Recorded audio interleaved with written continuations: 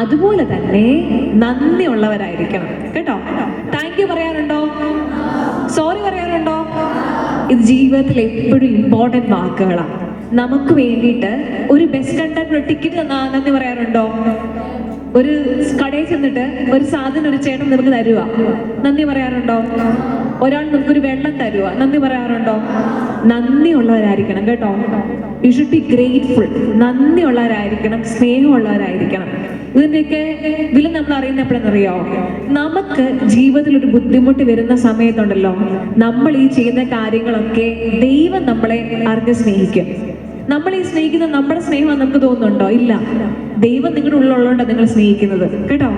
അല്ലെങ്കിൽ നമ്മൾ എന്ത് കൊടുക്കും? സാത്താനെ പോലെ ചിന്തിക്കും. മറ്റുള്ളവരെ എങ്ങനെ ഉപദ്രവിക്കാം, അടിക്കാം, ദ്വേഷിക്കാം എന്നൊക്കെ വിചാരിക്കും കേട്ടോ. നിങ്ങൾ സ്നേഹിക്കുന്ന എന്തുകൊണ്ടാ? നിങ്ങളുടെ ഉള്ളിൽ ദൈവം ഉള്ളത് കൊണ്ടാ കേട്ടോ. ആ സ്നേഹം എന്ത് നല്ലതാ അല്ലേ? ദൈവം മരിക്കാന്ന് വെച്ചിട്ട് നമുക്ക് വേണ്ടി മരിക്കാതിരുന്നോ? ഇല്ല. അവനത് വാക്കുകൊണ്ട് മാത്രമല്ല പ്രവൃത്തികളൊന്ന് കാണിച്ചു തന്നു. എന്ന് വെച്ചാൽ നാളെ പോയി ആരും ചാവാനല്ല ഈ പറയുന്നത്, പക്ഷെ അനുസരിക്കണം, സ്നേഹിക്കണം, ബഹുമാനിക്കണം കേട്ടോ.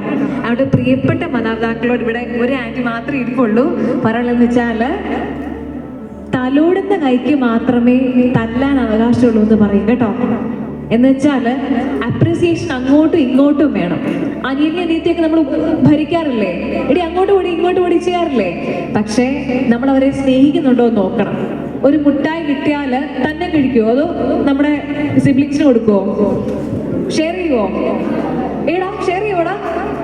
ഓ പിന്നെ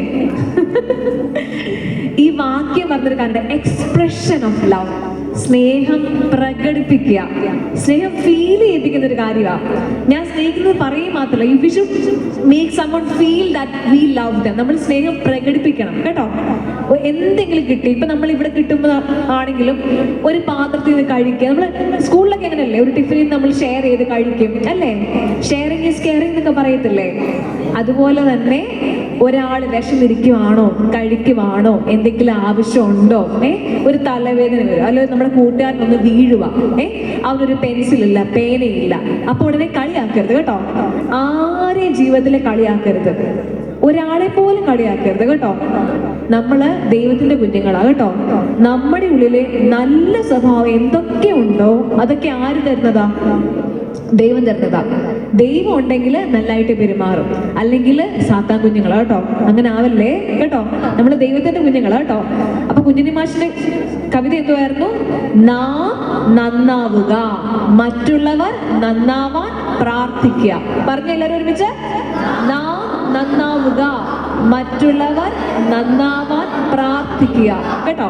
അപ്പം നല്ലവരായിരിക്കണം, പ്രാർത്ഥനയുള്ളവരായിരിക്കണം. മാധവിക്കുട്ടി അറിയാവോ?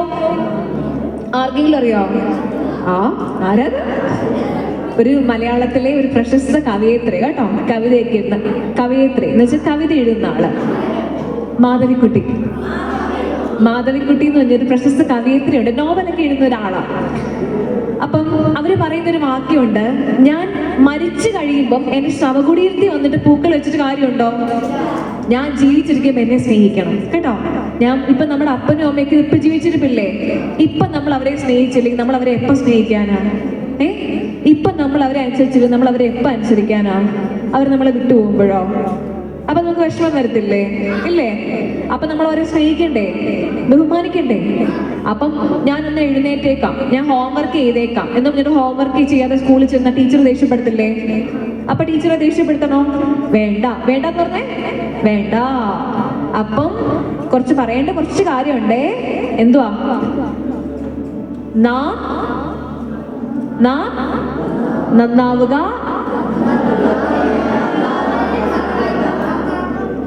പ്രാർത്ഥിക്കുക. മിടുക്കൻ. ഒരു കാര്യം പറയട്ടെ, നമ്മളെ ആരെങ്കിലും ജീവിതത്തിൽ സ്നേഹിച്ച് നമ്മൾ മറക്കുമോ? ഇല്ല. നമ്മൾ പറയത്തില്ലേ, ആന്റി എനിക്ക് മുട്ടായി തന്നു, അങ്കിൾ എനിക്ക് മുട്ടായി തന്നു, അല്ലെ നമുക്ക് പനിയായിരുന്നപ്പോ നമ്മുടെ അടുത്തിരുന്നു, നമ്മുടെ തലവേദന എടുത്തപ്പോ തലയൊക്കെ തലോടി തന്നു, ഇല്ലേ? ചുമ്മാ പറഞ്ഞിട്ട് പോയാൽ നമുക്ക് അത് ഇഷ്ടപ്പെടുവോ? ഇല്ല. കൂടെ കൂടെ ഇരുന്ന് നമ്മൾ വീഴുമ്പോൾ, നമുക്കൊരു പ്രശ്നം വരുമ്പോൾ നമ്മുടെ കൂട്ടുകാരെയൊക്കെ നമ്മൾ അങ്ങനെയല്ലേ സ്നേഹിക്കുന്നേ? ഞാൻ എന്ത് ചെയ്താലും അവന്റെ കൂടെ ഉണ്ടായിരിക്കും അല്ലേ? അവര് വിശ്വാസമാണ്.